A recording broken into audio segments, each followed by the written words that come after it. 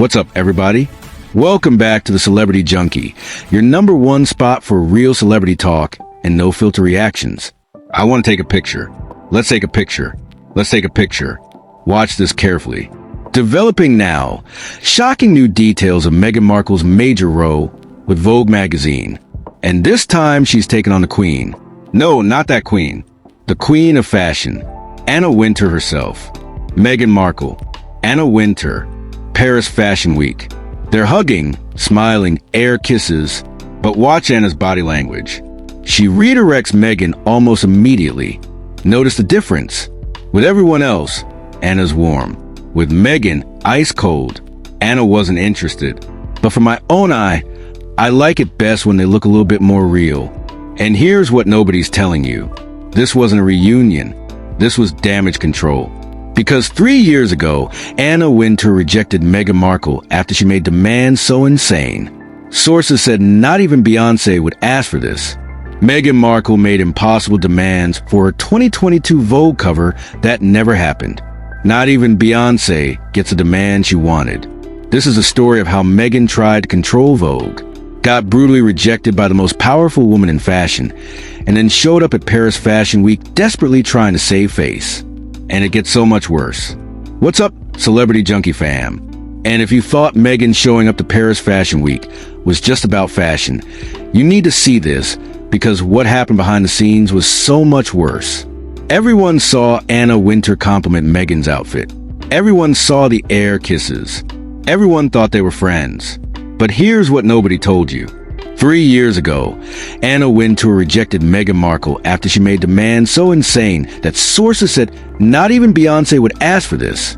And when Anna shut her down, Meghan burned bridges with Vogue editors and ended friendships that took years to build. That Paris greeting wasn't a reunion. It was Meghan desperately trying to save face 3 years later. Smash that like button right now, because what I'm about to break down reveals a pattern Meghan follows every single time she doesn't get her way. And if you don't hit subscribe before this video ends, you'll miss the part where we connect the Vogue rejection to every other fallout Meghan's ever had. And trust me, once you see it, you can't unsee it. Okay, no, that is not clickbait. I'm actually worried about Meghan. Let's break it down. October 2025, Paris Fashion Week. Meghan shows up at Balenciaga's spring-summer show. First time in Europe in 3 years. No Harry, just Meghan. All white, looking confident. And sitting front row, Anna Wintour, the woman who controls fashion. If Anna says you're in, you're in. If Anna says you're out, you're done. The cameras caught their greeting. Meghan spots Anna, leans in. Anna gives her air kisses. Beautiful, Sherry. You look amazing. Social media exploded. They're besties. No feud. Meghan's back. But body language expert Judy James told the Mirror something different. The interaction felt like a top-drawer fashionista ritual designed to maintain distance. Not warmth, distance. Watch when Meghan goes in for the hug. Anna redirects her to greet someone else. She maintains distance the entire time. Compare that to how Anna greets people she actually likes. With them, she lingers. She chats. She's engaged. With Meghan, professional, polite, fake. This wasn't friends reuniting. This was Anna being professionally cordial to someone she'd already rejected. And let's dive deeper into that Paris moment, because there's more awkwardness nobody's talking about. During the same Balenciaga show, Meghan had this cringy headbutt with the brand's new creative director, Demna Gvasalia. She's going in for those European cheek kisses, and boom, heads collide. It was all caught on camera, and while they laughed it off, it screamed tension. Sources say Meghan was tense throughout, making subtle moves like adjusting her posture to project confidence, but it came off as forced. And Anna's 5-word compliment? You look amazing, Sherry. Sounds sweet, right? But insiders call it classic Wintour. Polite, but laced with that signature frost. No lingering chat, no real warmth. This ties right back to what body language pros are saying. It's all for show, designed to shut down old rumors without actually mending fences. Even juicier, Daily Mail's Richard Eden dropped a bombshell calling this Project Thaw. Meghan's solo mission to Europe to melt the ice with fashion elites like Anna. Why now? Because that 2022 rejection still haunts her Hollywood cred. She's pitching business ideas to Anna post-show, hoping to cook up collabs, but sources whisper Anna's not biting. It's damage control on steroids, fam. And get this. Just days after PFW, Meghan's meeting with Vogue's new editor, Chioma Nady, who replaced Wintour. Is this her way around Anna? Or more bridge building? Either way, it screams she's still scrambling to fix what she broke. That rejection happened 3 years earlier, September 2022, and it gets so much worse.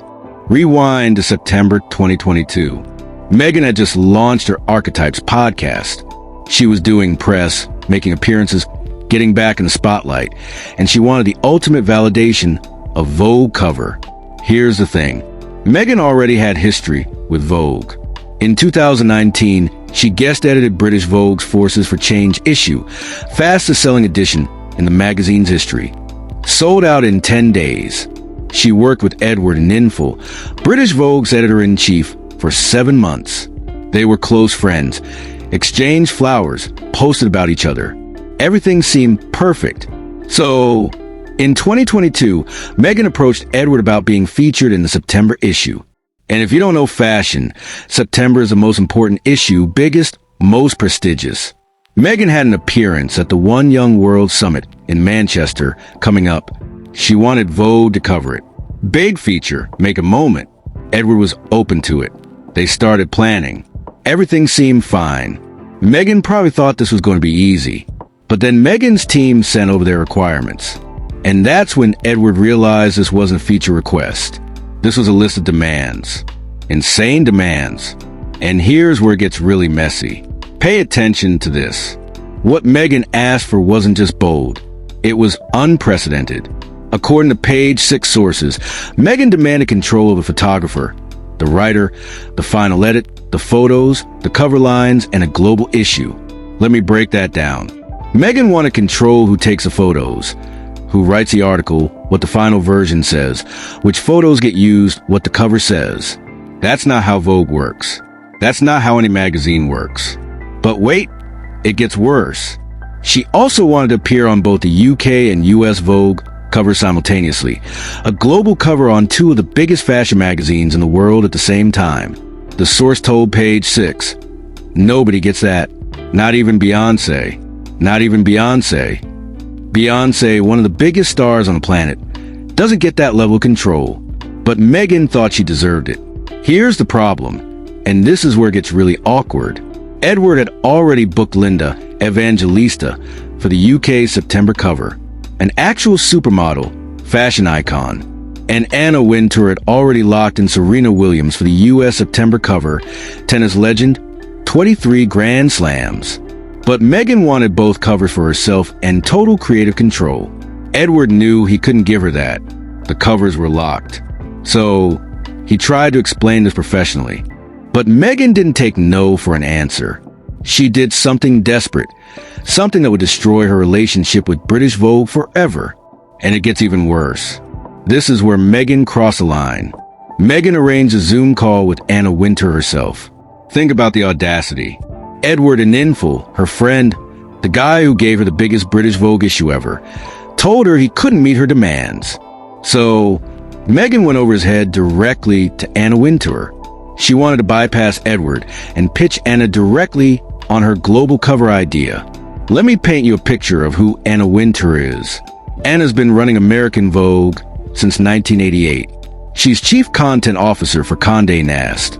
She runs the Met Gala. The Devil Wears Prada was inspired by her. When Anna says yes, careers are made. When Anna says no, doors close.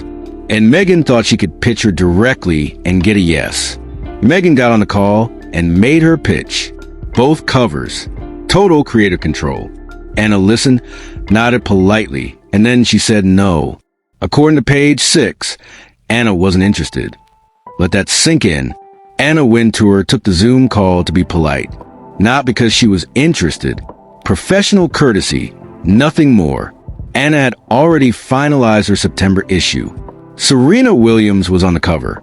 Final. At the end of that call, Anna told Meghan, no, The most powerful woman in fashion rejected Meghan Markle, and there was nothing Meghan could do about it. But Meghan's response to this rejection? It gets so much messier. After Anna's rejection, everything collapsed. The entire British Vogue feature was cancelled. Meghan refused compromise. A Daily Mail source said, the Duchess had high expectations for a cover, but an info was not able to meet those expectations. Edward was furious. Here's what happened. Edward offered Meghan a compromise, a major feature inside the magazine. Multiple pages, big photos, online coverage, just not the cover. That's huge. Most celebrities would jump at it, but Meghan said no, and Meghan's still trying to repair it 3 years later. This isn't about being a strong woman who knows her worth. This is about someone who thinks the rules don't apply to them, and the fashion industry sees it. Anna Wintour sees it. Edward and Ninful saw it. That's why that Paris greeting was so fake. Anna was polite, professional, but she maintained her boundary. Because once you show Anna Wintour who you really are, there's no going back. And Meghan can show up to every fashion week for the next decade. She can smile and pose and hug. But Anna Wintour already said no. And in fashion, Anna's word is final. So, Celebrity Junky fam, there you have it. The real story behind Anna Wintour and Meghan Markle at Paris Fashion Week. It wasn't a heartwarming reunion. It was Meghan trying to repair the damage from getting rejected by the most powerful woman in fashion after making insane demands that even Beyoncé wouldn't ask for. Anna said no to Meghan 3 years ago, and that no still stands. The Paris greeting was just for show. Anna Wintour doesn't forget, and she doesn't change her mind. Real talk. Was Meghan out of line with her demands, or should Anna have given her a chance? Drop a crown emoji in the comments if you think Anna was right to reject Meghan. Drop a grimacing face emoji if you think Meghan deserved the global cover. And if you think Meghan's trying too hard to fix her reputation, drop a clown face emoji in the comments right now. Like this video, smash that subscribe button, and hit the notification bell so you never miss when we serve the tea. This is Celebrity Junky, where we serve the truth one junkie at a time. I'll see you in the next one.